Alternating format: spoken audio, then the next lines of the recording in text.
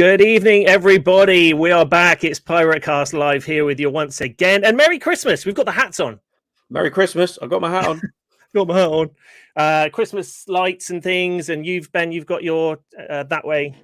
Got some lights on. That's good. Awesome. I hope everyone is ready for Christmas, and thanks everyone for tuning in with us. We've got a huge show this evening. For those of you who haven't tuned in and before, and I think there are a few people out there by the looks of it that haven't tuned in before, because we have some really big viewer numbers this evening. Welcome to PirateCast with 100% unofficial Poole Pirates talk show dedicated to the Poole Pirates Speedway team. And we're not official at all, but it doesn't really get much closer than having the head man of Poole Speedway on the show with us. And he's going to be coming up in a couple of minutes, which is going to be absolutely awesome. And we appreciate him for taking the time out to be with us this evening. Should we run through the chat room quickly, Ben? Who we got in there? Let's do it. Okay, so we'll go back. There's some early risers in here. Peter Grove, as always. Hi guys, Merry Christmas. Merry Christmas, Peter. Absolutely sterling work you do week in, week out down at Wimborne Road. Who else have we got? Alan Baker. Looking forward to another fantastic show. Merry Christmas, everybody. Darren Baker. Related? Who knows? Merry Christmas, everyone. Everyone's related down at Poole Speedway, aren't they? You got a few? Family. That was too cheesy. Yeah, I've got a few. Amy's in there. Sparky H. Neil Burrows. Beth's in there. Nigel Leahy is in there. The legend of Centre Green. David James, Maddie Dunnington. We should really mention her. She's in there, taking credit for the amazing looking wreath over your shoulder, Ben. That was handmade. Handmade, that wreath. How cool is that, right? That is pretty cool. Betty Lou's in there. Clive Tyre's in there. Revin Kevin is in there. Number One Pirate. Colin Marion Jones. Alan Darren Baker. Craigie Hurl is in there as well. Kevin Grant. So many people joining us so far. If you're not in the chat room already, make sure you get in there and you can throw your comments at our guest this evening. We'll run through the socials very, very quickly. Check out, if you're watching this right now, you're watching us on youtube.com/PirateCast Live. You can also reach that by going to piratecast.live. And that will take you straight to the YouTube channel. Facebook.com/ThePirateCast. On Twitter, we're at PirateCast. Instagram, we're PirateCast1. We've got to get that uniform across all the... PirateCast Live. You are correct. It actually is PirateCast Live on... Oh, is it? Yes. On what? I did PirateCast Live on Instagram. Oh, PirateCast. Yes, you did. All right, I'll correct. Change that for future shows. And if you want to buy some PirateCast merch, you can do over at shop.piratecastlive. However, you've still got, I believe, a day or two to get yourself down to the Dolphin Centre in Poole and buy some official Poole Speedway stuff. Absolutely. So and we'd highly recommend it. Good stall set up there. It's there for Christmas presents for Pirates fans. Make the most of the opportunity. And very friendly people on the stall, as I understand it. Apparently so. Yeah. So with that being said, shall we bring on our very special guest this week? He is none other than the head man down at Poole Speedway. Let's bring him on live now. Mr. Danny Ford. There he is. Dan, how are you doing this evening? Evening, guys. Merry Christmas. Yeah, I'm all good. You guys? All good. Thank you, mate. Absolutely superb. Cheers. Spot on. So thank you very much for taking the time out, Dan. I know, this time of year is absolutely crazy, and we'll put you, there you go, you can be the big man on the screen. Busy time of year. We caught up with you briefly right at the start of the stream, just before the show started, and you've been, everyone thinks it gets to the end of October and you take, 5 months off, put your feet up, go on holiday, and it all ends. But, you've been insanely busy. Give us a brief rundown, sort of day after the final onwards. What's it look like for you? Yeah, well, it didn't really help that we finished in November again. So, you're kind of hoping for a break a little bit sooner. But, things dragged on once again, unfortunately.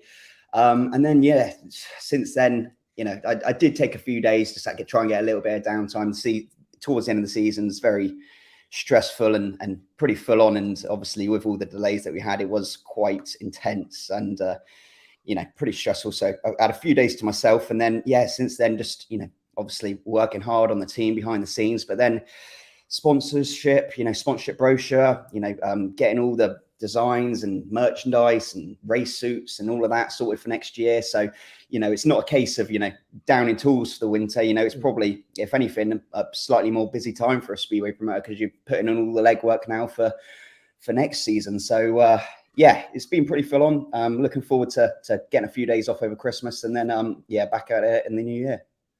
Brilliant Amazing. stuff, brilliant. And I think one of the things you touched on it briefly there, all the stuff like graphic design and branding and all that sort of stuff. That's one thing we've really noticed since you've sort of had your hands on the Poole Speedway product, for lack of a better term. The sort of evolution of the social media. There's a lot more branding. The graphic design element of everything is really sort of taken everything up to the next step, made it a lot more professional. Was that one of your first sort of things you wanted to get your hands on and sort of bring it up into the 21st century? Yeah, for sure. My background, for the past 7 odd years before I was at Poole Speedway, was like all in that digital marketing and stuff like that. So social media and that kind of stuff. So graphic design and all that. It was really important for us to be with the times, with the 21st century. I think, to be honest, I think Glasgow were kind of leading the way with it at the time. I think they had a dedicated marketing guy in who was obviously doing an incredible job, and it was putting everyone else to shame. And I thought, we're Poole, we can't be outdone on anything. So that was my first job to get that up to standard. But it's anyone who's in that field. It's a lot of hard work, and to constantly be on top of it, it's not easy. I'm sure Lee. It's you're constantly tweaking things, and your OCD kicks in a little bit, and it's not a 5-minute job, unfortunately. You end up spending late nights in front of the computer trying to get all that up to scratch. But I'm relatively happy where we're at. Obviously, I think there's still a lot of room for improvement on it, but it's moving in the right direction, that's for sure. 100%. Yeah. Okay. Ben, we've, already the questions are stacking up in the chat room, as well as plenty of questions for Danny that we've been sent earlier on during the week, or since the announcement that Dan was coming on. So do you want to start with the first question? Yeah, there's one that's popped in, actually. Funnily enough, Carlito West. You may know him, or you may not know him, however you want to play that one. He's actually just followed on from what you were saying, Dan, about is there a specific person who does the artwork? Have you got a company doing it? Is it somebody in-house? Because he thought it was spot on last year, and I would concur with that. I thought the sort of tone and look and feel of it was excellent. Yeah, it's all me. I literally do everything from scratch. It's really time consuming, So I am actively on the lookout for someone who can help me with that. Obviously, probably someone interested in Speedway, someone a bit younger who might have come out with fresh ideas. So obviously it's a volunteer's role, so it's not going to help massively financially, but anyone who wants to get into that field in terms of sports marketing, anything like that, graphic design, it could be a great opportunity for like a college student or something, someone who can help take the burden off me a little bit. It's tough sometimes when you're on the way back from Redcar or something, and you've got to pull over at service stations to make sure your social media graphics are out in good time. Otherwise, once you miss it, it means nothing. So you've got to make sure that's out in time. And obviously, if it's after the meeting, sometimes you've got other duties to do. So that can, especially away, that can take a back seat. So, I'd like to get someone on board to help with that next season or in the future, definitely. Because, I don't think maybe people understand quite how time consuming it is. Yeah, I concur with that. It's making sure everything's just right, and especially with the nature of Speedway, how quickly things can change with rain-offs, rider lineups, all that sort of stuff. And I think we were quite lucky, touch wood, last year, same 1 to 7 all the way through, so you could kind of lean on that a little bit. It wasn't that much of a problem. But if you're chopping and changing riders and having to make new graphics all the time for each individual rider, make sure you've got them in the Kevlars and a picture all prepared to the same standard, make it look professional is very, very difficult. Absolutely. Let's have a look. Who else have we got? Where are we up? So I've just scrolled up the chat. Here we go. So Clive Tyres, hi Danny, how much of your time does being a BSPL director take up? During the off season, quite a bit, because we have our AGMs, and that's when any rule changes get discussed, finalized. They obviously get discussed throughout the course of the season, so you've got a good idea of what it is. But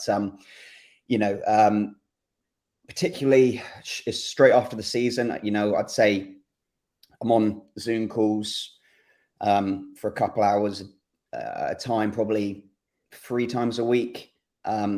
So, with Zoom, it's absolutely fantastic because I want to be trouncing up to rugby where the offices are every opportunity. But so that definitely helps things. I know when my dad used to be on the board, when I remember when I was young, he'd always be heading up there. So Zoom is definitely a saving grace in that regard. But during the season, it quietens down a bit. As things settle down, you kind of know where you're at with things. Obviously, there are ones that things that pop up. There's always disputes and rider assessments and assessed averages that you've got to look at. But for the most part, it's mainly in the off season. But I think that's all kind of behind me for this season now. So just looking forward, all the rules set in place.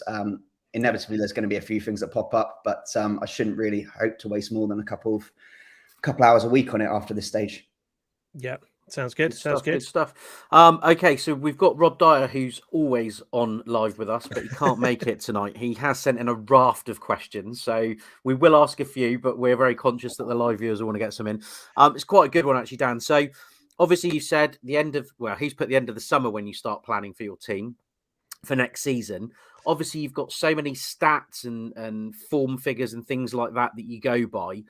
But are there any other factors you use, when you're looking at assessing possible signings for the team?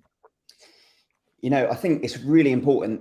What we've had the past couple of years is the dynamic in the pits between the riders. There's been a great camaraderie, and it's really, I think, if you're happy, if the riders are all happy and they're getting along, that really has made the difference the past couple of years. And everyone drags each other up. And I think that's a real important. Obviously, you don't want to put a 1 to 7 together if there's any bad eggs on there, or that some riders don't get along. I think that can have an adverse effect. Yeah.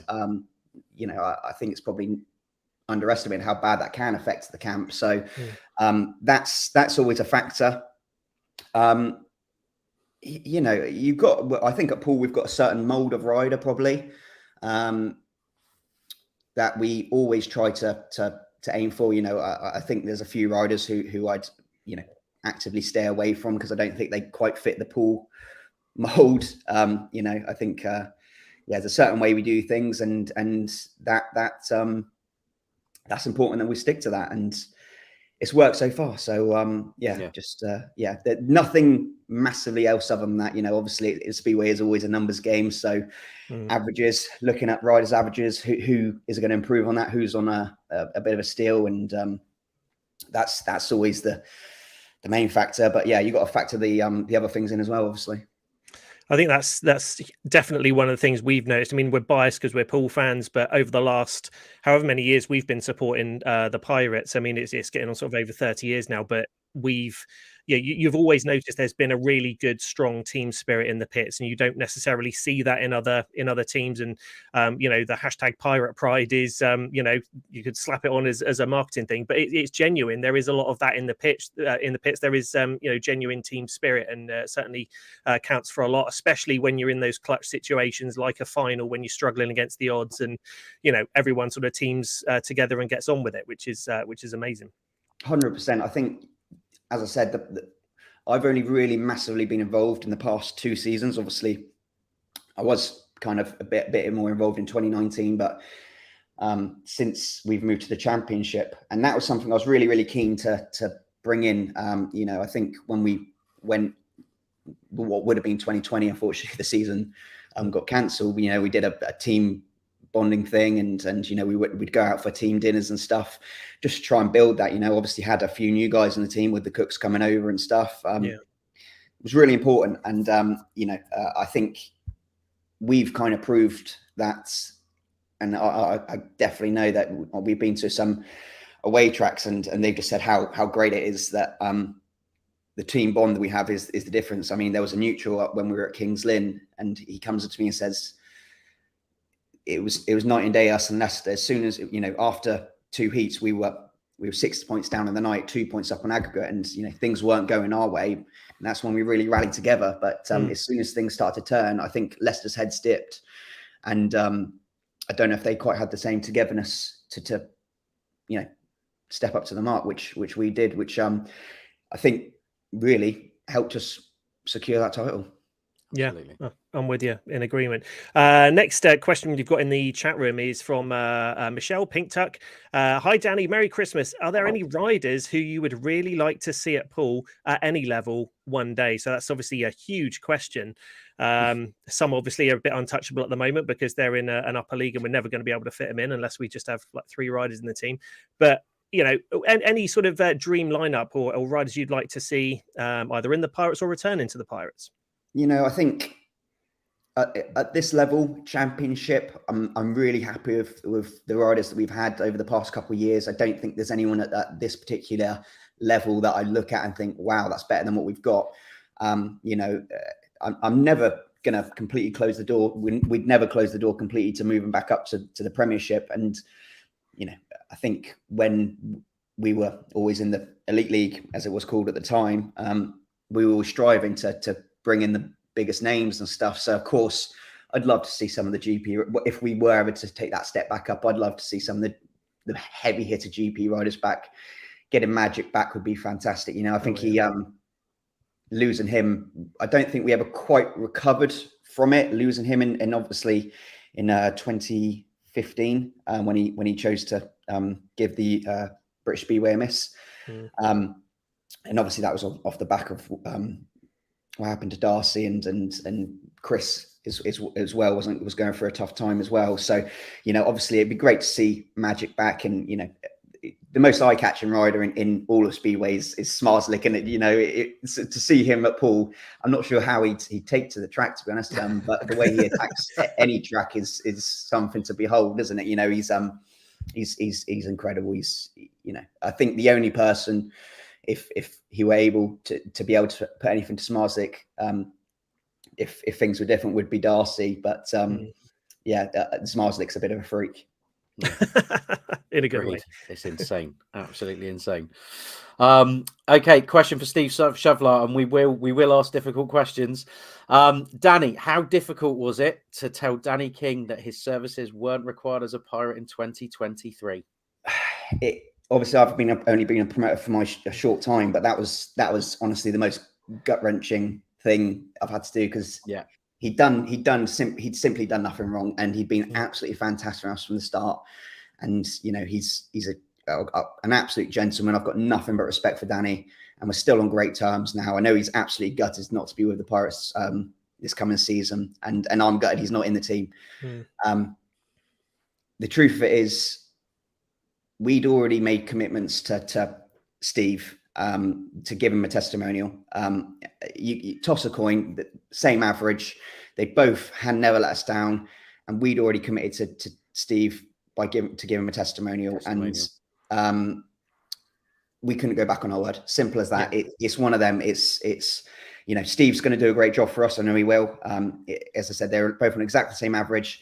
Unfortunately, with the lowering the points limit, one of them had to go. The way that we were going to structure the team and what we thought was best for the club as a whole.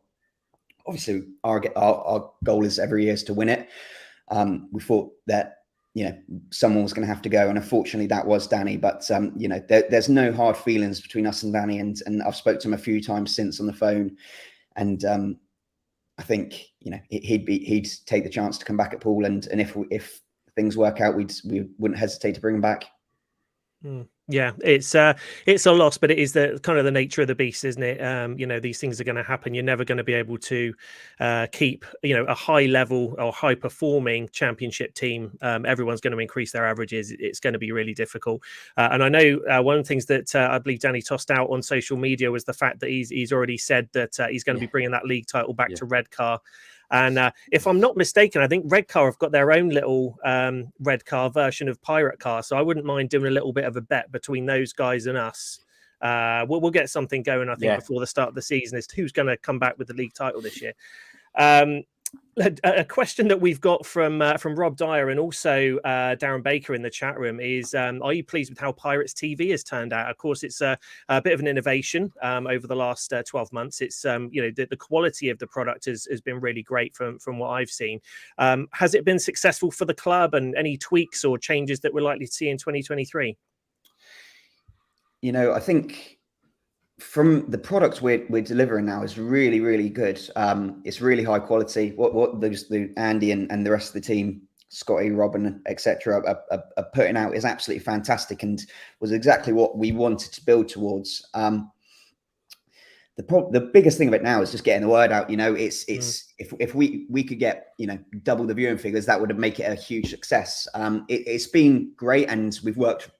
I know Andy in particular has worked incredibly hard to get that up to standard, and he's done an absolutely fantastic job, Andy Haig.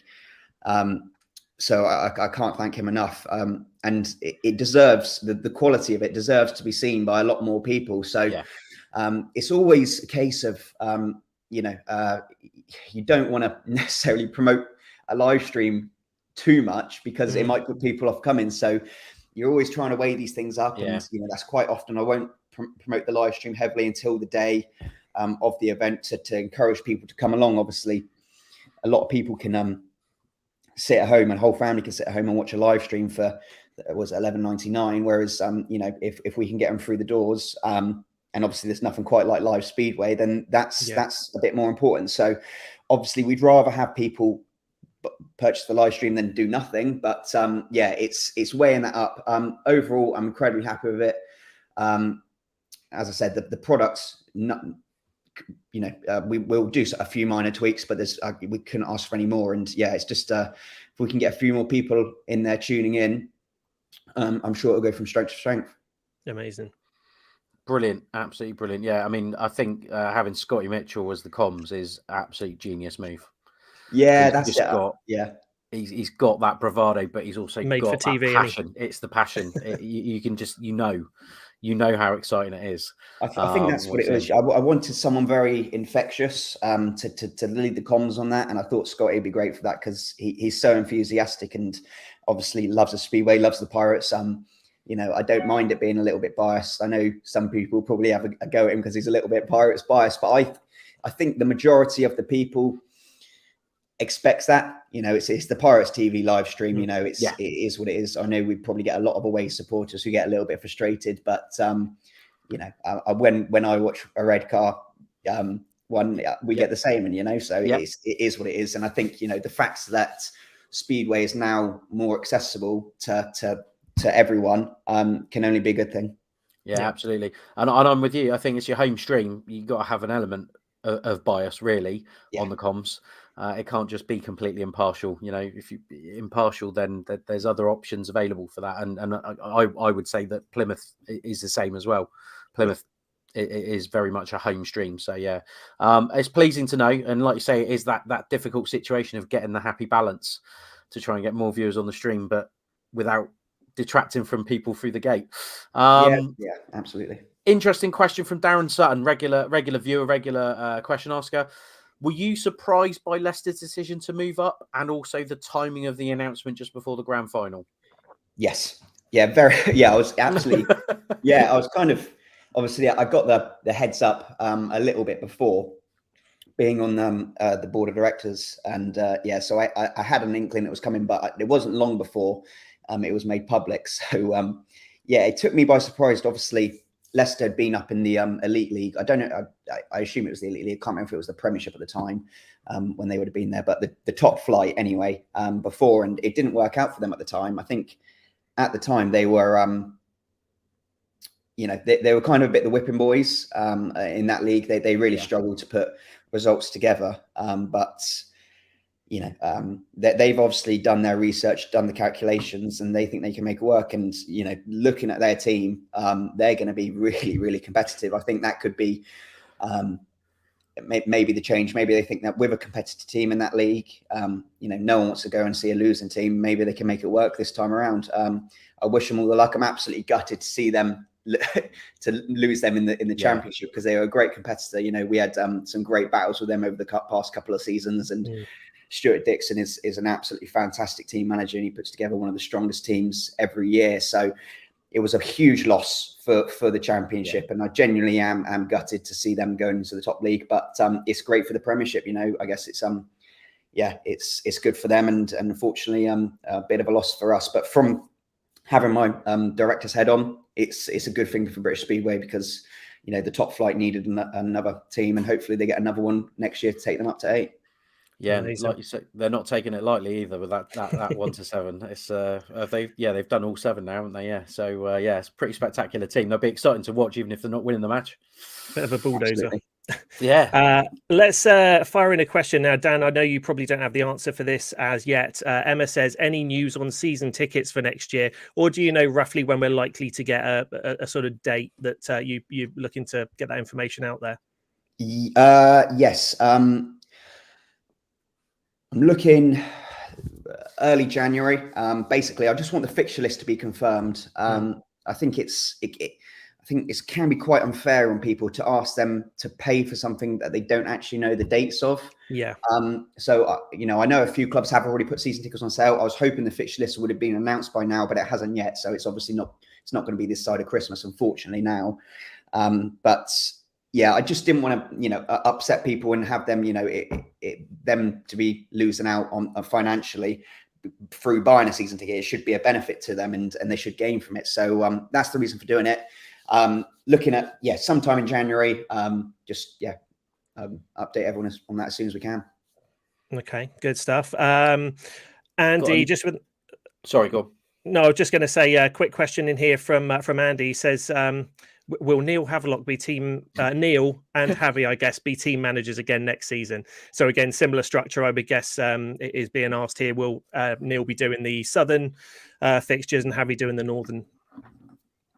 Yeah, absolutely. It's if it don't work, if it ain't broke, don't fix it. You know what I mean? It's worked the past couple of seasons, and we couldn't have asked for any more. They've both been absolutely fantastic, and they're Poole through and through. And we've won everything we could have. So why would we change it? If it ain't broke, don't fix it. So yeah, absolutely. Delighted to have them both back on board, and hopefully that can lead us to a little bit more success this season. Good stuff. Got another quick one. We spoke briefly before you came on about the merchandise stall. So I've got a question from Amy's. May have missed the post that was out the day before. Do you know if the new merch will be in before Friday? Question mark. I got to be honest, I just don't know right now. It's stuck in customs basically, and that's one of the drawbacks of leaving the European Union, and everything has to go through customs now. And it was meant to be here today, and now I checked it earlier.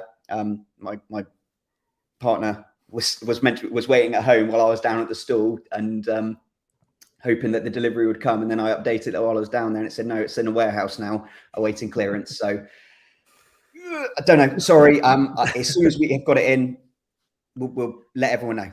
We'll set up another pop-up shop at Dover. I'm sure it'll be fine. Yeah, that's it.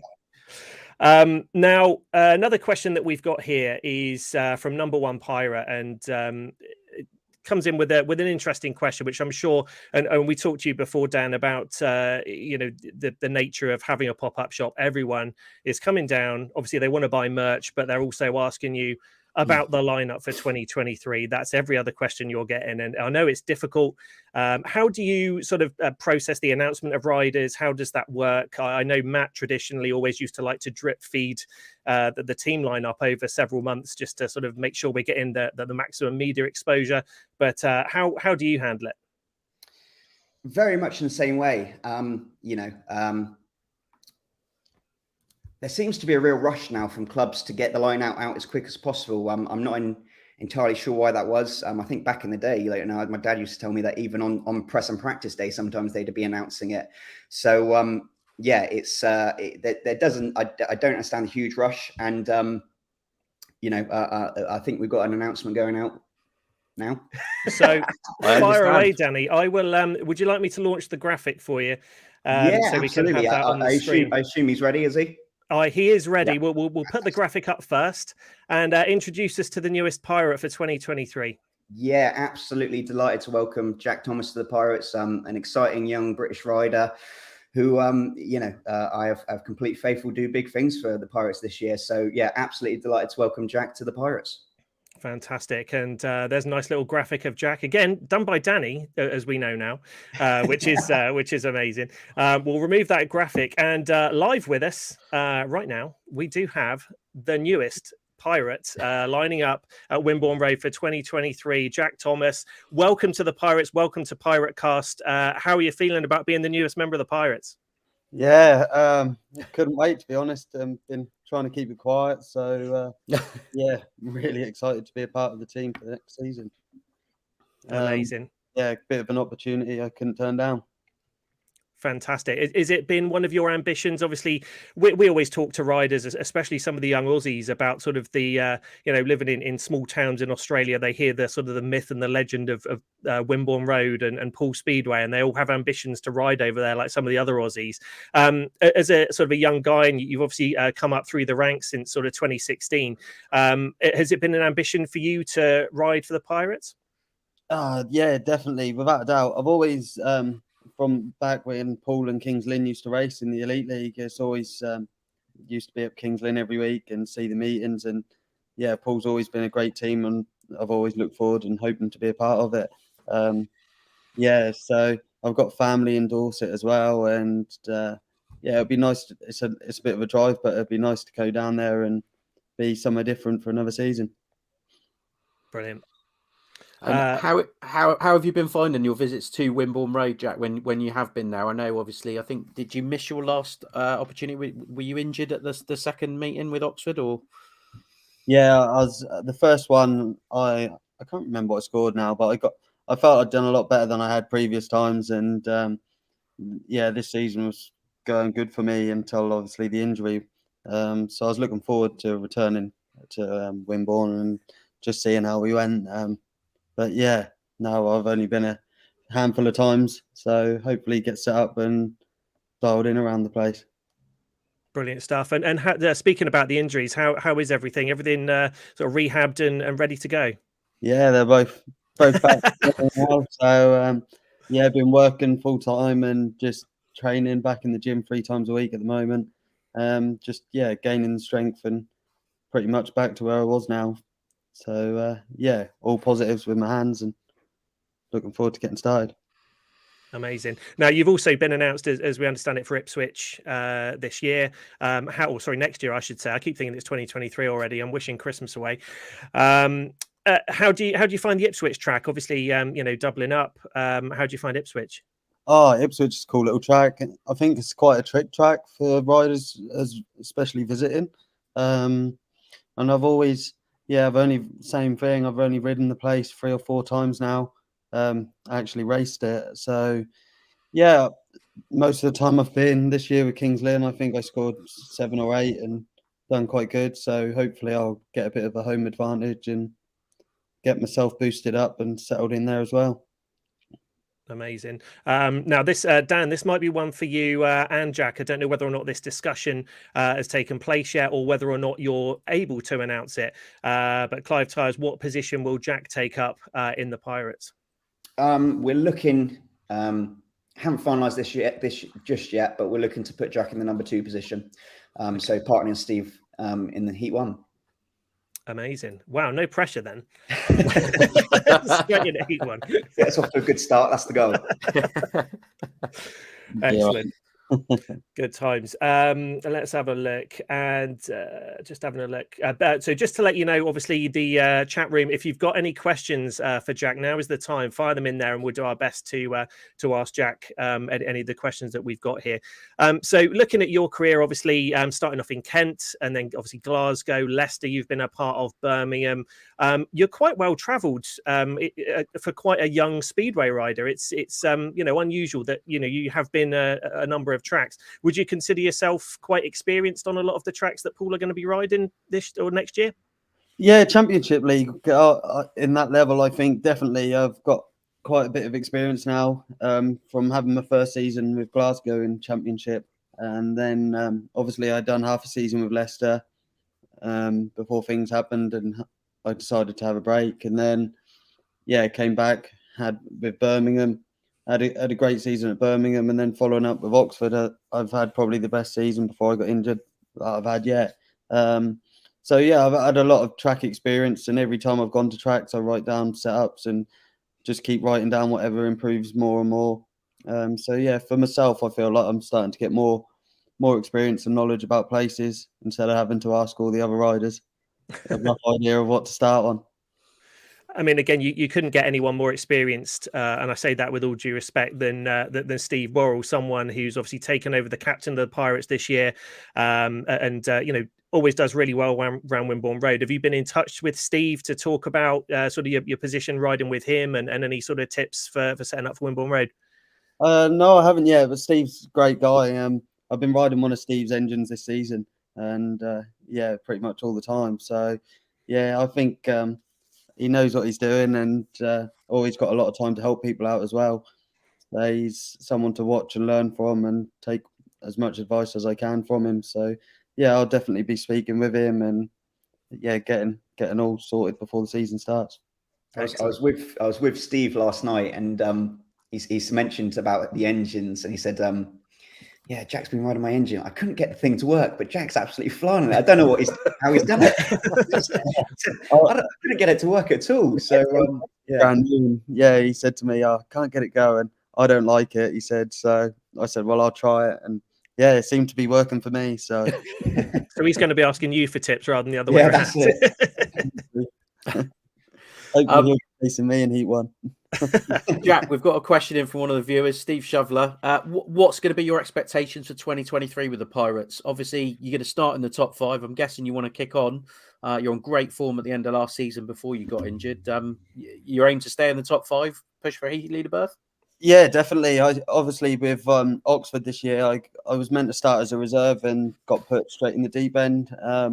They've done a few meetings at number 2 and then moved to number 4, and I was told there, and I'm not expected to do that much. And I seemed to, by halfway through the season before I get injured, I was nearly up to a 6-point average. So I'm hoping to just hit the ground running again for Poole, and push my average up and just try and chase for one of them heat leading spots and the next step up in my career. Fantastic. Good stuff. Great attitude. I'm going to throw in Pink Tuck's question. Has Stevie asked you to give him a lift yet? If not, it's coming. No, not yet. Not yet. Wait for it.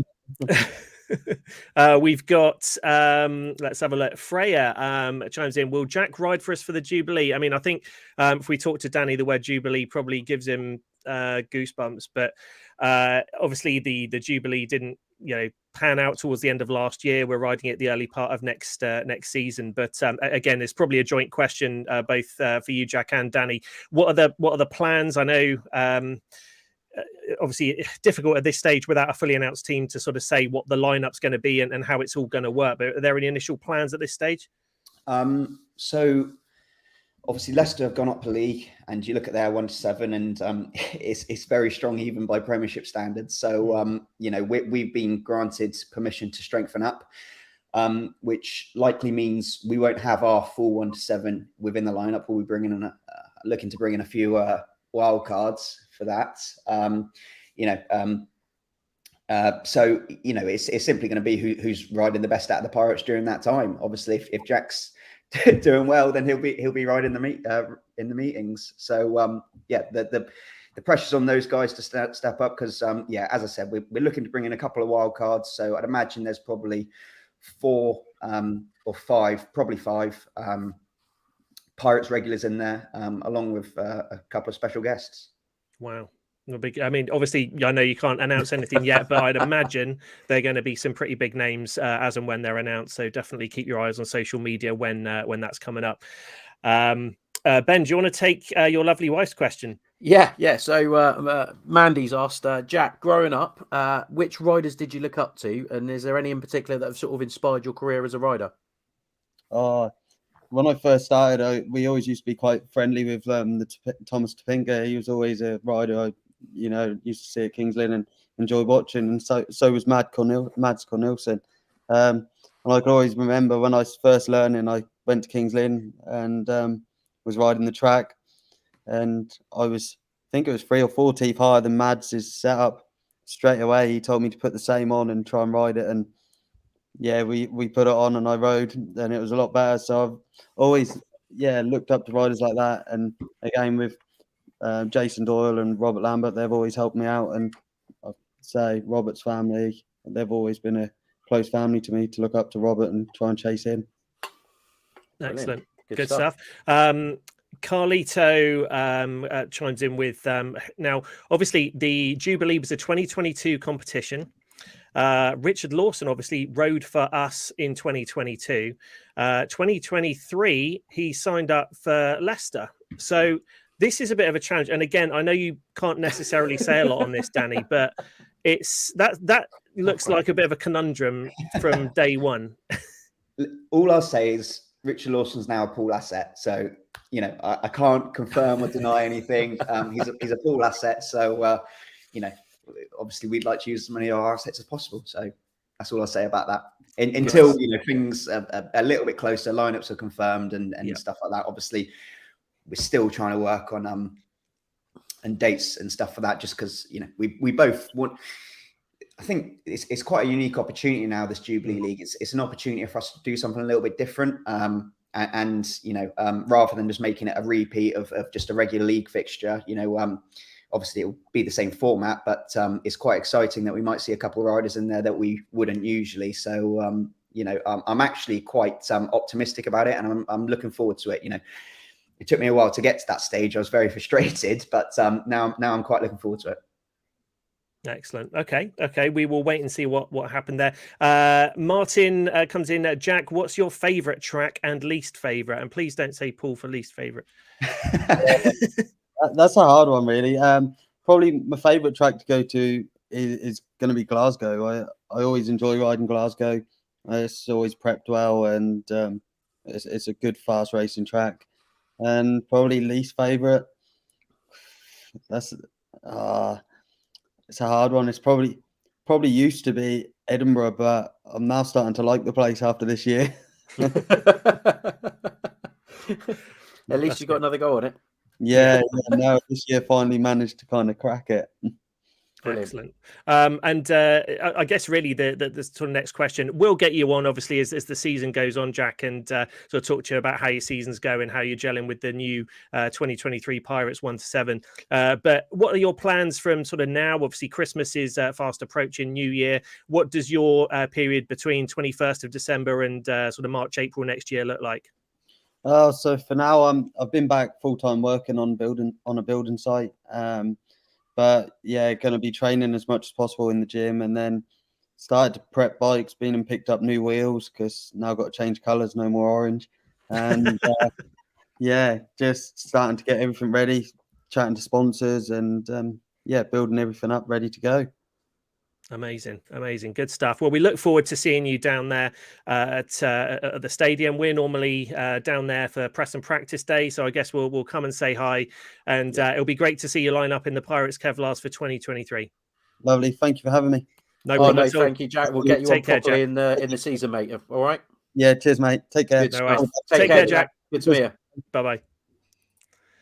Amazing. That was awesome. Thank you so much, Danny, for sorting that out for us. No problem at all. And bit of an exclusive. So we were sort of right there with Facebook and Twitter and everything else. So that's really cool. Okay, so we've obviously that was our newest signing for 2023. So we've got 2 out of the 7 now, and we'll obviously anxiously wait for news of the rest of the team. More questions coming in for you, Danny. The important stuff, obviously. Danny, do you have a date for the first meeting yet? Because I want to book a holiday beforehand.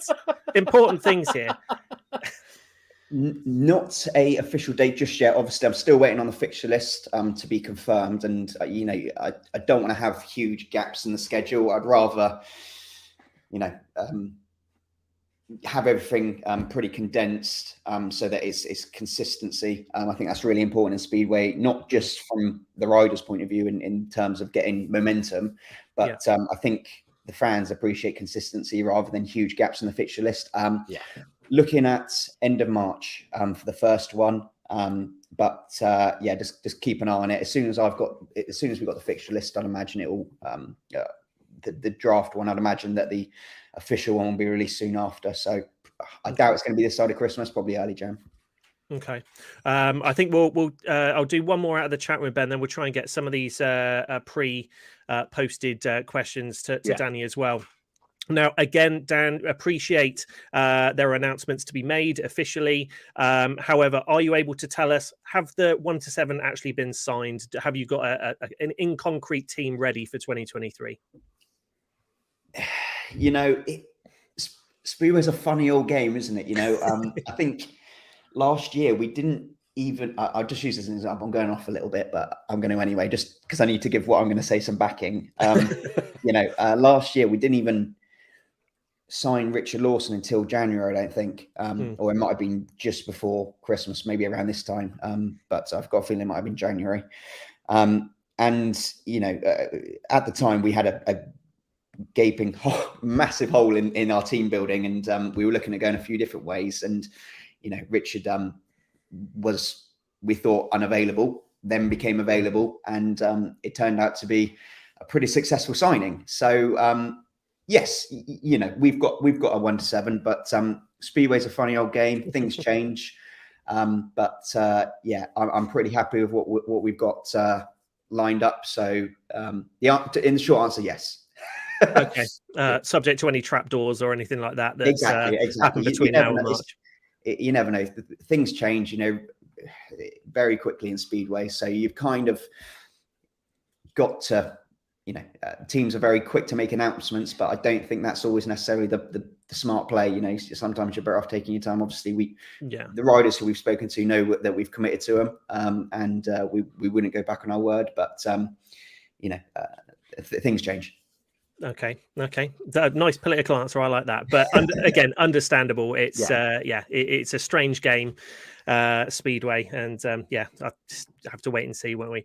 Ben, do you want to take a couple of Henry's questions that he's posted in the chat room there? Yeah, I can do. Yeah. So, Danny, this is going to be a tough one. I think I probably know what the answer is, but do you have a favourite moment of this season? Oh God! When the season was finished. No. It isn't that long ago. Yeah. That felt like a right milestone. Now, obviously, winning the league, you know, it's always the big one, isn't it? You know, winning the league, and I was gutted. It was away. Sometimes it's special. It's a little bit more special to win it at home in front of the Poole crowd, even though I can't necessarily enjoy it as much from a selfish point of view, because, you know, I'm trying to get everything organized, but you know, having it in front of the Poole crowd is particularly special. So yeah, I'd still say that the league title win, because I think the past couple of years we've had things go our way quite a bit, and those first couple of races at Kings Lynn, it really didn't look like it was going to be going our way. It looks like it was slipping away, you know. And the way the boys rallied, and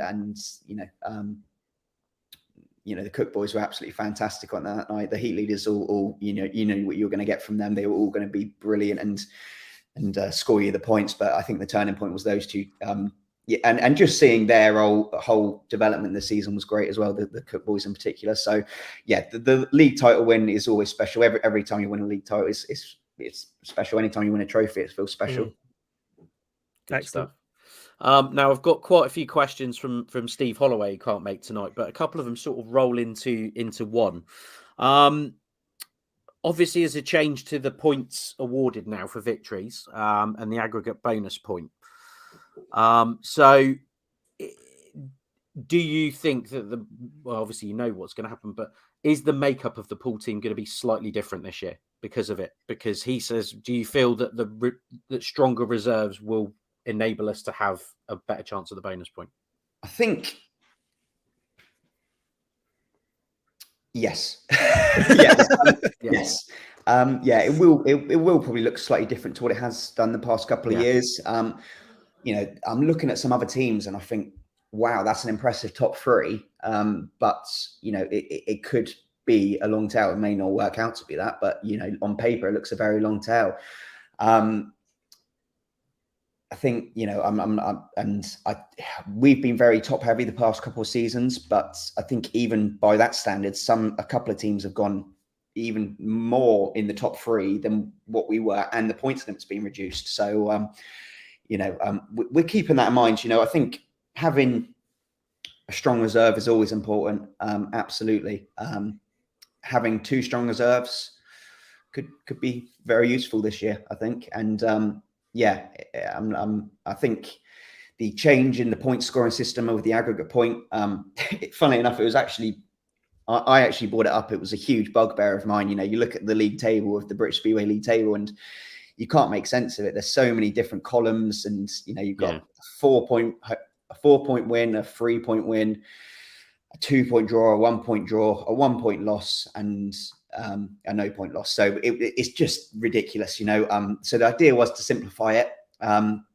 Hopefully it works, and obviously we're getting hopefully a little bit more value for money, and if we ever get a superheat, they have that in the Premiership. The season just gone where they did the superheats, and the feedback on that from both their the Eurosport and the promoters involved said that it was absolutely, the places were buzzing. The atmosphere was absolutely fantastic when it came down to a superheat. So I think we'd have been involved in last season probably about 5 superheats if the new scoring was involved. So I'm really looking forward to having those, and I think we can build a great atmosphere. Good stuff. I think there's a couple of questions here. One that came in from Rob Dyer, which is very similar to a question that Scott Symes has asked in the chat room. So Rob said, you invested a lot of time and effort into the home league meeting against Redcar with the Poole Speedway promotion. Now, he said, looking back on the night, could you explain if it was a successful exercise? Again, which leads into Scott Symes's message. Any plans to further widen Poole's audience of supporters? It seems large amounts of people are unaware Speedway in Poole is still going strong. So I guess the question there really is that campaign last year, the Poole Speedway campaign, obviously that sort of rose or increase the awareness to the councillors and sort of people local to Poole. What are your plans in the future, 2023, to sort of widen the sort of awareness of Poole Speedway? Good question. Past couple of years, it's been a really, everyone's struggled, haven't they, financially? So we've really had to tighten our belts in terms of marketing. Marketing budget's been non-existent for the past couple of years. So I think, we're still in pretty uncertain times, but we're looking to have a little bit of a spend and a little bit of a budget to go out and really promote the Pirates a little bit more. I think, we've got huge opportunities down at the bike night and stuff like that. So we're looking to do a little bit more. Obviously, that means having to spend a bit of money, but I think if we've probably starting to maximize all we can from doing it on social media and stuff. We're free of charge, for free until you do paid advertising. So I think we are going to have to start going down that road. So it's another thing. Obviously, this season just gone, we went out to a few of the schools looking to do a lot more of that. I think that was hugely successful and popular, and I know the schools were very grateful for having us there. So looking to do a lot more of that, and just trying to be as active as possible. Obviously, there's only so much we can do, but and we haven't got huge budgets like a lot of football teams have and stuff, but we can definitely do more, and we're going to be doing more. So in terms of the event we had last year, what did I call it? The Summer Spectacular, was it? Did I call it that? Summer, yeah, it was something like that, wasn't it? I billed it as that. It did the job we needed it to. It wasn't a financial success. We had a lot of kids there, and we did under 16s free on that occasion. So the place was absolutely heaving. It was fantastic. It did exactly the job we needed it to, but it's not the kind of thing we could do every week. It just simply wouldn't work. Even if we had those numbers kind of in every week, and we'd be lucky to break even. And if you have one bad crowd with those kind of admission prices, it really puts the club in a vulnerable position. And it's not something we can do every week, but as a promotional exercise, it's definitely something we're going to look at doing again maybe even this summer. Amazing. I mean, we've said this sort of ad nauseum, that the fact that Speedway it ticks every box, especially for sort of like your young kids out there. You know, it's loud, it's noisy, it's dirty as bikes. You know, there's everything. You know, I sound like a promotional video, but thrills, spills, all that sort of stuff. It's got everything that you need for a good night out. It's just the awareness of getting it out there and making sure people know about it. And again, I think the kids go free promotion is fantastic. Obviously, with the kids drag their parents along, and then the parents keep taking them every week, and you've got adults paying to come in, which is nice. Hopefully, they get some food, spend a bit of money on merch and all that sort of stuff when they're in there. So it's tricky, I know it is, but onwards and upwards, I think, with that. Yeah, absolutely. And we're under no illusions. There's so much choice and so much variety to keep kids entertained and stuff now. It's really hard. And, most kids, would be happy to sat there on an iPad or want, V-Bucks for Fortnite or something. So, they'd rather that, so it is hard. There's so much variety and so much to do that it's really competitive, and we're, we can't compete against the likes of football. They've got huge marketing budgets and it's a huge sport. And but that isn't who we're up against, really. We're up against every other kind of entertainment that's available. Even people say Speedway should be a £10 sport. It can't be anymore in this day and age. Simply, it just can't be. I was just doing the exercise the other day to go see what a movie was at the cinema. One of the new movie, the Odeon in Bournemouth, and it was £18.50 for a ticket. And I thought, well, we've been cheaper than that the past couple of years, and that's a live sporting event. Yeah. Something that's been pre-recorded at the cinema, which goes out to the masses, is more expensive. So, we've just it's something we're definitely working on. Speedway's got everything. It's the most pure raw form of motorsport there is. And I think the majority of people, once they've been, they understand and they get hooked by it. But it's just getting them there and then trying to get them back every week. Excellent. Ben, do you want to fire away with the next one? Yeah, funnily enough, it actually filters in. Ross Bennett's asked, and Rob Dyer actually did as well. Rob Dyer's put it differently. Is there any plans for a title team sponsor for 2023, Danny? Have you made any inroads on that, or?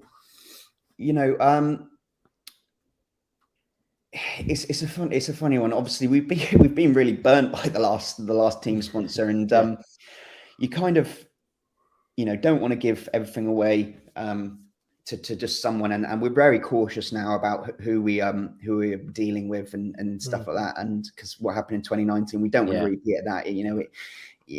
Once you've kind of made these deals, you think funds will be available that aren't, and it ends up costing you a lot of money, and that didn't work for us. So we're very cautious of it. And to be honest, we've got an absolutely fantastic group of sponsors involved with the club, and they more than make up for what we may be losing out on a main team sponsor. And obviously, it'd be great to have a main team sponsor on board, but I'm very cautious about getting the right company involved with that before we make any commitments. And as I said, the group of sponsors we've got at the minute are absolutely fantastic, and the support they give the club both on and off the track is unparalleled. So while it is a shame, and it would be great to get one on board, it's not, it would be a great extra, and I'm not massive, it doesn't keep me up at night. It's got to be right if it's going to happen. Yeah, exactly. Couple of more questions in from the chat room. Pink Tuck, speaking from personal point of view, pits access really gives the kids a close up and will bring them back week after week. So that's obviously again one of those bits that you don't sort of get, even if you take kids down to if you can afford to go to an F1 race or something like that, it's that kind of access that you just don't get in this day and age. So that's really awesome.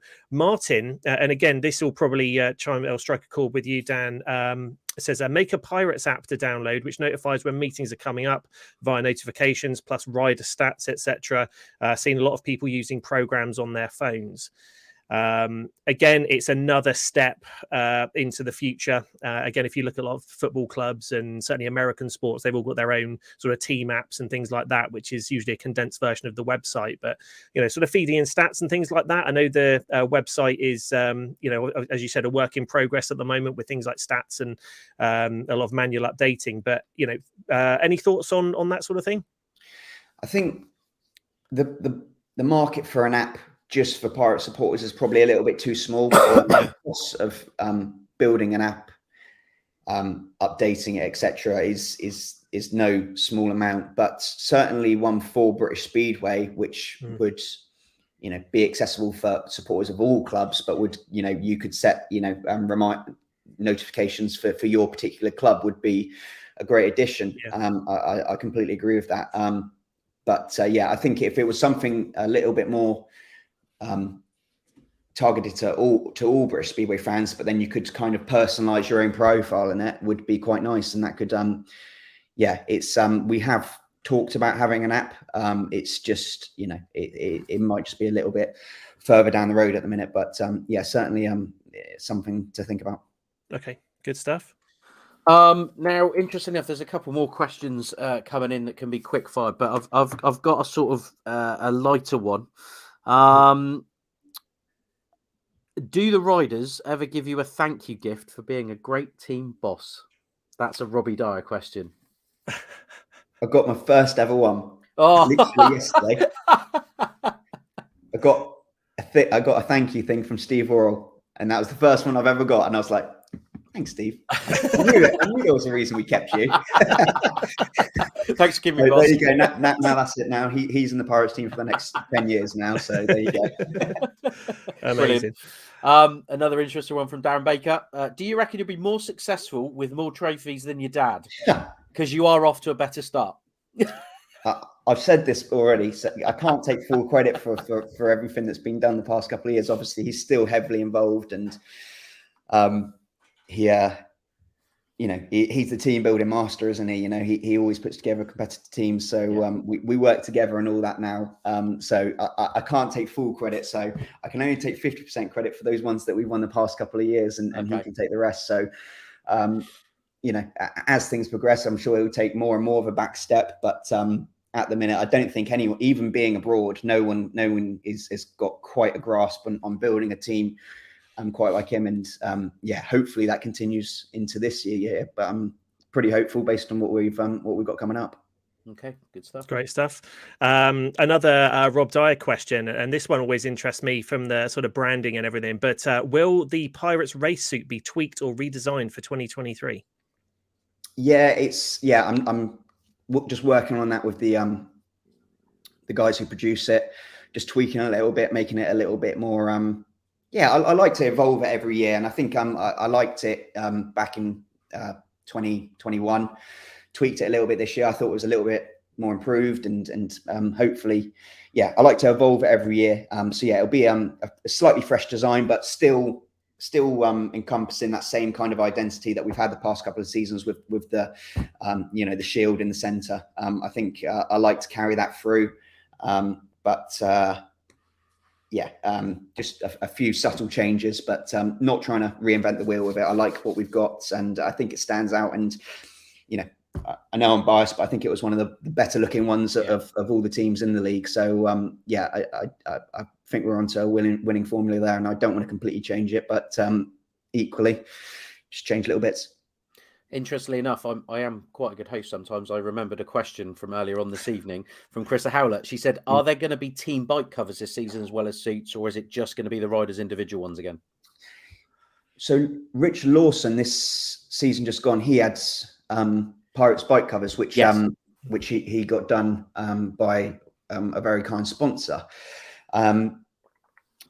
They looked absolutely fantastic. They did genuinely look fantastic, but I am very tempted. But I think the thing about Speedway now is you have to give riders some form of identity and some kind of individuality. And I think that's their bikes at the minute. It's so hard. It would be so hard to tell the different riders by their bikes. I think there was one race last year where Zach came out on Steve's bike. I think he had 2 on the bank. He was a reserve change, and he came out on Steve's bike. And I thought, I recognised instantly that, why is he on Steve's bike? And I was getting a little bit confused because I recognised the bikes. I think if you had all 7 riders in the same Kevlar, same bikes, it's going to be hard to tell because certain angles you can't see the numbers. Obviously, we can tell the difference between Ben Cook and Drew Kemp by their stature, but with some of the others, it might be quite difficult. So I haven't ruled out completely, but I think it needs thinking about. Obviously, you look back and you look at iconic bikes like Laram and Lee Adams and Ricards, and you could all instantly recognize their bikes. And I think you take away from that a little bit if you had matching bike covers. So I'm still thinking about it, basically. Okay. And just a quick one from a Wolves fan who's joined us our last few episodes, Dylan. Thoughts on Zach Cook signing for Wolves? Do you think it's a good move for his career? Are you pleased to see him get a Premier berth? Absolutely. I think Wolves will really suit Zach, actually. I think obviously it's a very technical track, but I think technically Zach's a very, very tidy rider. I wouldn't be surprised if it takes him a couple of meetings to get used to it. But I think once he's dialed in, he could be very, very useful around there. So obviously it's great for Zach and his development. Obviously he wants to go right to the top, and there's no reason he can't.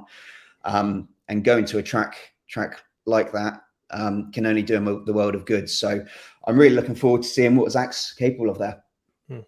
Yeah, completely agreed. Alan Hickson said transponders thoughts. Obviously, that's been a bit of a controversial topic from time to time. What's your take on transponders in Speedway? Surely it's a good thing, it's another thing moving the sport forward. Probably one of the only motorsports that doesn't have it. So being able to bring that in, I won't be surprised if there's some teething problems with it, as there are with all things. But you've got to give these things a bit of time to settle down. I think it's a good thing, and if it takes away from the referee making a bad call, that could be all right. I think certainly from a TV perspective, as it, Pirates TV and the BSN, and being able to use that sort of data and things, kind of like an F1 presentation, with timings and lap times and things like that. It would be very interesting. They do it in the GPs, don't they, now? So it can be a good thing. Obviously, I actually haven't spoke to Andy about how that will work with Pirates TV yet. I don't know whether we're quite going to have that initially ready at the start, but as you said, it'll give some really, really interesting data, on lap times, etc., and top speeds and all that. And if there is a dead heat, then we'll know exactly what the result was, which it can only be a good thing. So I don't really see any drawbacks of it. So positive. I've got another Rob Dyer question, and we're not going to cover them all tonight, Rob, so I apologise when you're watching this back. There's no way in hell we'll be here all evening. Bless you, and thank you for your support as always. It's an interesting one, actually. So in your relatively short time in charge, is there any Speedway-related decision that you've made but regretted? And have you been able to take the positives and learn from that? He does like a tough question, doesn't he? I can't be honest. I can't think of anything that I've regretted particularly.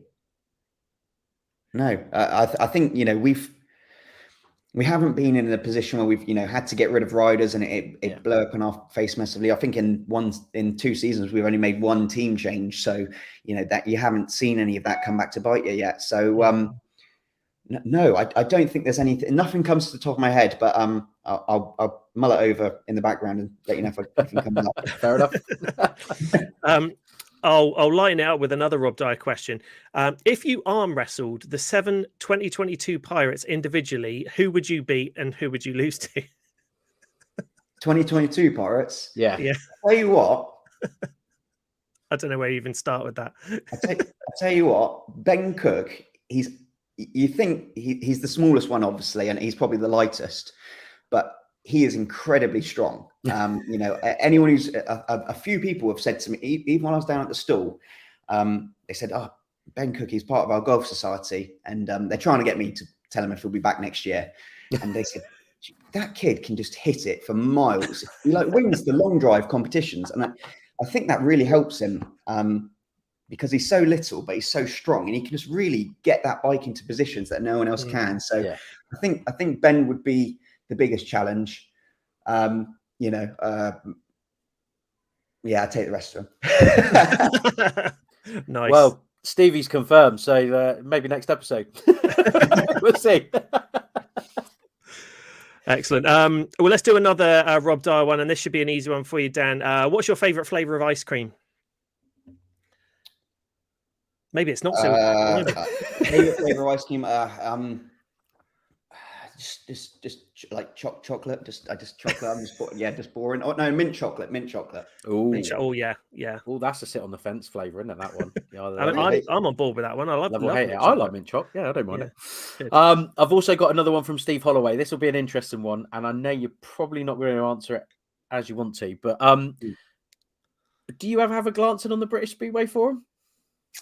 Yeah, occasionally. I try not to go on there too regularly, but because it doesn't do you mentally any good. I've got to be honest. But sometimes you have a glance to see, if there's something controversial that's recently been put out, you just go have a little look and give it a quick read and have a giggle.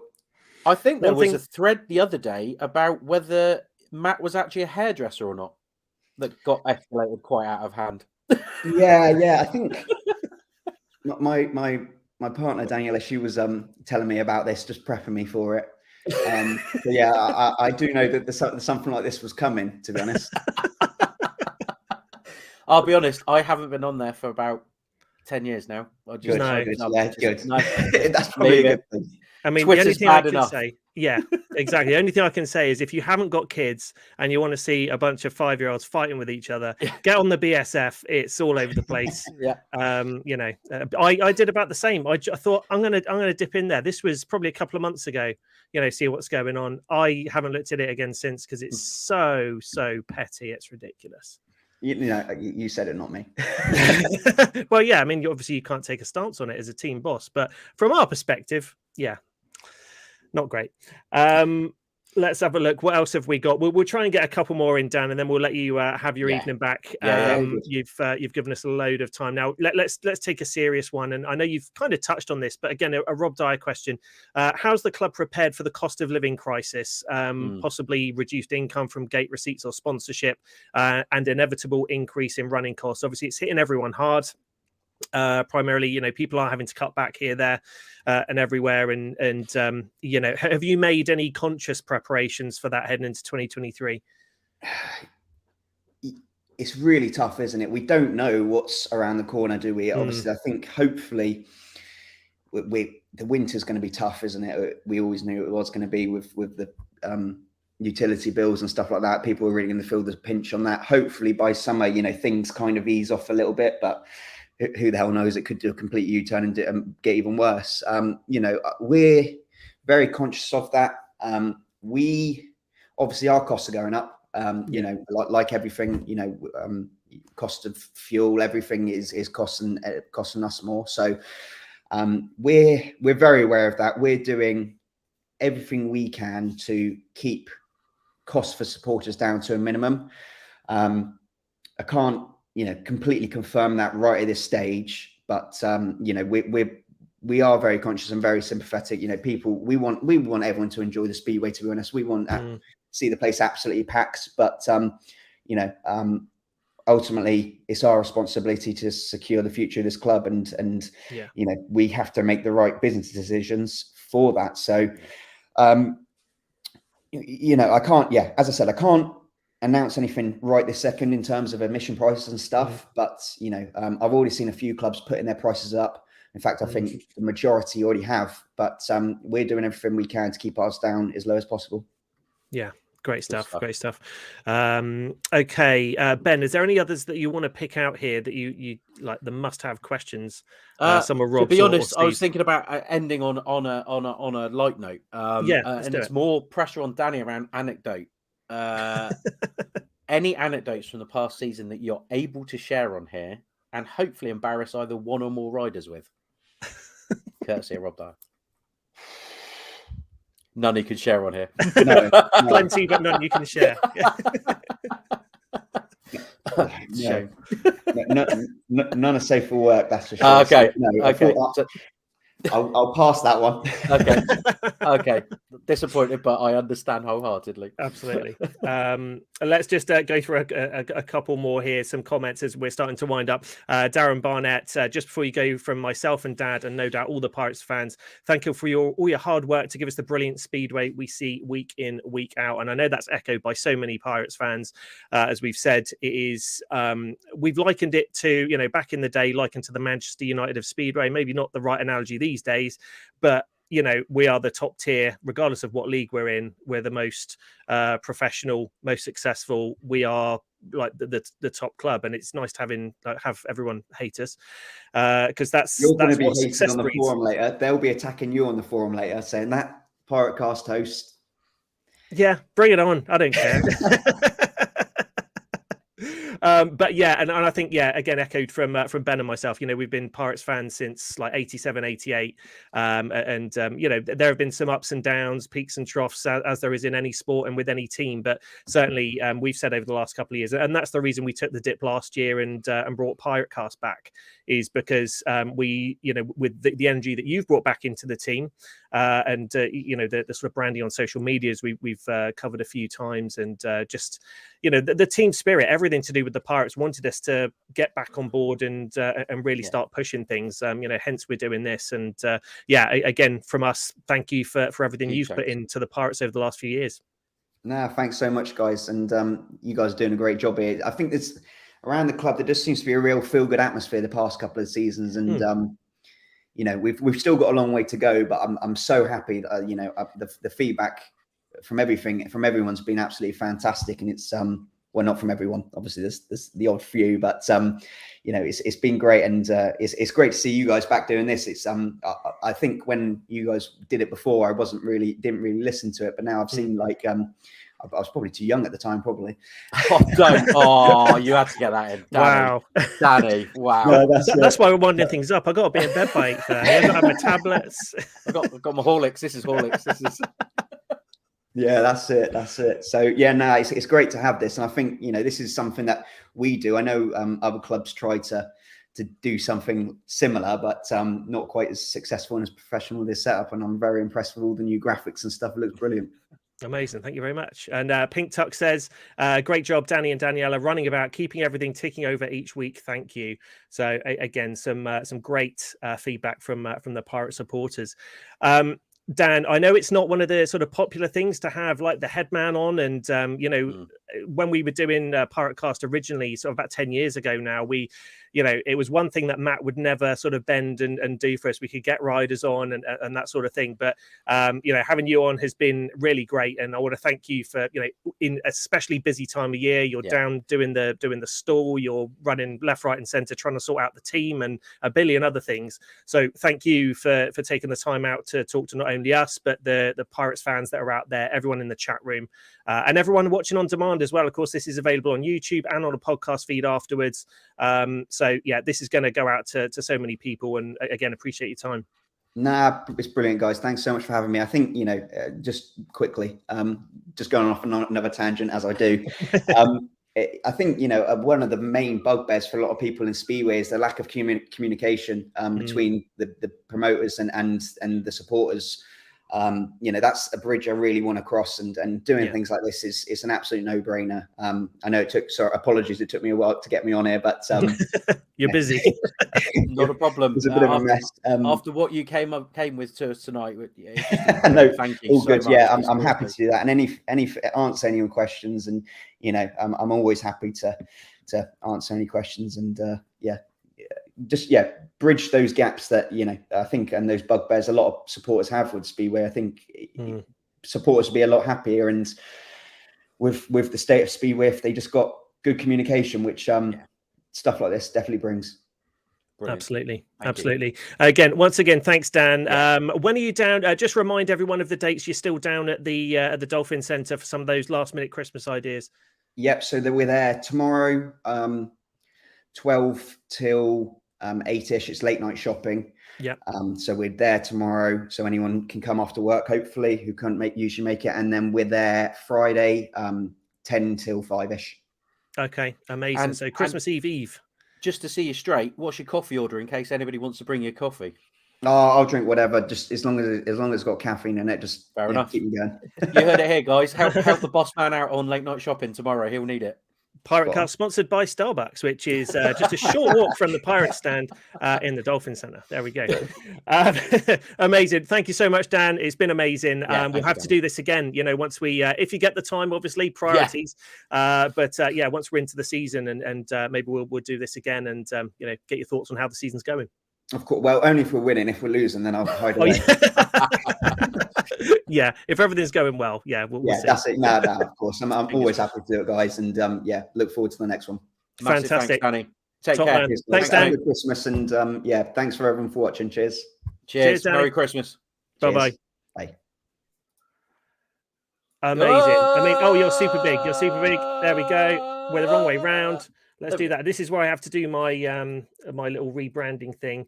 So I go yay. There we go. And turn that off. There we go. And we're back to normal. Wow. What a show. That was a surprise, wasn't it? It was a bit of a surprise. So I second couldn't say Pirates anything rider. about for a week. Second Pirates rider announced this evening. Joining Steve Worrell will be Jack Thomas at the number 2 position as it stands. So there we are. Why is that still? I'll get rid of that. There we go. So again, thanks to Jack, number 2 for the Pirates in 2023. Thanks to Danny for taking out a huge amount of time after being on that stool down at the Dolphin Centre all day. Yeah, and I'm so sorry we couldn't get through all the questions. I do apologise if we've missed your questions. We try our best, and I think we've done a valiant effort tonight, but I was so conscious that we were having Jack on as well. Yeah. Danny's here. He's been working at the stand all day, fielding questions about the 1 to 7 all day.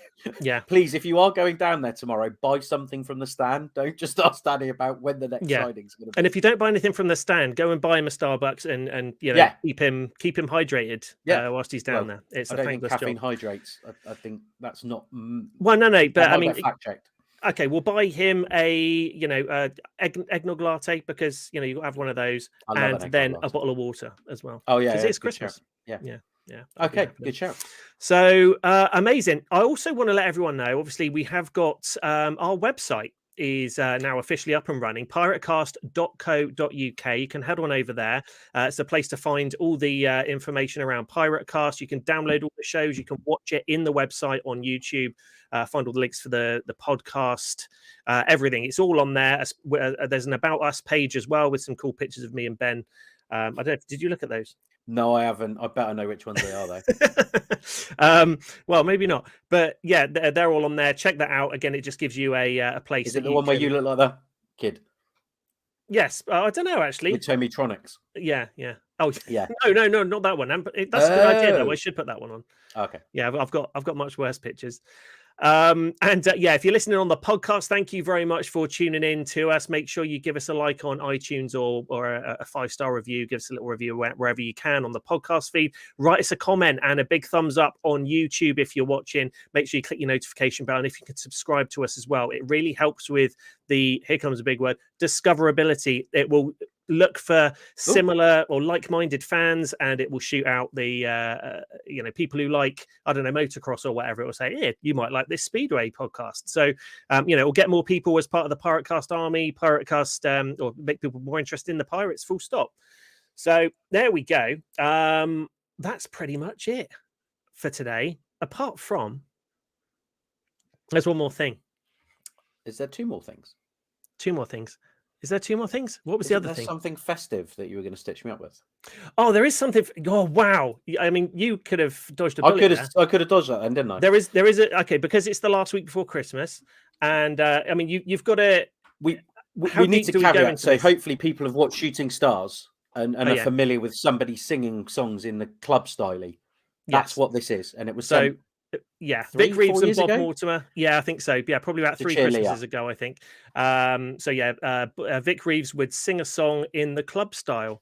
And I think, we'd sort of dipped into it before with Step Into Christmas by Elton John. It's an easy one to sing in the club style. It is a really easy one to sing in the club style. So randomly, it popped up on my phone 3 years ago. I was like, what the hell's Ben sending me now?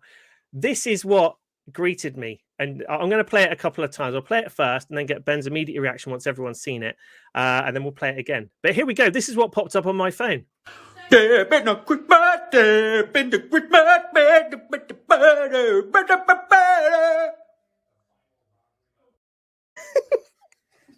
For me, it's the smile at the end. So you had to sort of film yourself doing it and it would animate the emoji thing. Yeah, it's the memoji, but do you know there's not a Santa emoji? I'm guessing so you can't do really dodgy stuff with it. Yeah. So I had to create that Santa emoji from scratch. We'll just do it one more time because it is Christmas. Here we go. One more time. Merry Christmas, everyone. It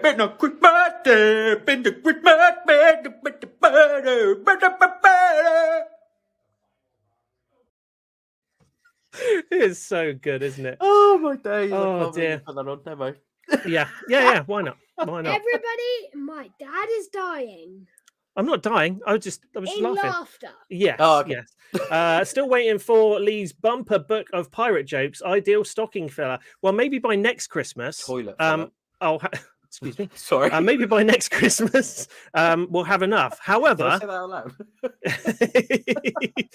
this Christmas we have a pirate joke. I haven't forgotten about you guys. It's not a Christmas pirate joke, though, mate. No, it's not a Christmas pirate joke, but it's a present for you because it is Christmas and it's a pirate joke. Okay, here we go. The festive Christmas PirateCast pirate joke. What is a pirate's favorite exercise? I do not know. What is a pirate's favorite exercise? The plank.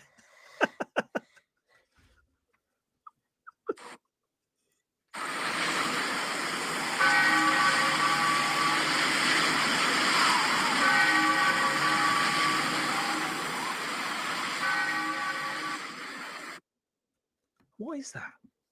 Don't know what you're talking about. Every time. Okay. That's weird. Anyway, there's your pirate joke. Thank you very much, everyone, for tuning. We haven't mentioned the burger. Santa Claus in the club style, and you end with that. Yeah, maybe we should have switched it. Also, the burger review video's out. Yeah, the video you never knew you needed. It's well worth the watch. Even put little graphics with the scores on as well. Yeah, I was. I mean, it took long enough for me to get it sorted. But and then after we both watched it, we've thought of better names for each burger stand. Maybe with the motivation of the scores they got, they'll be better next year and we can push it a bit more. I think you were very political with those scores. I'm just saying. I had to be. Yeah.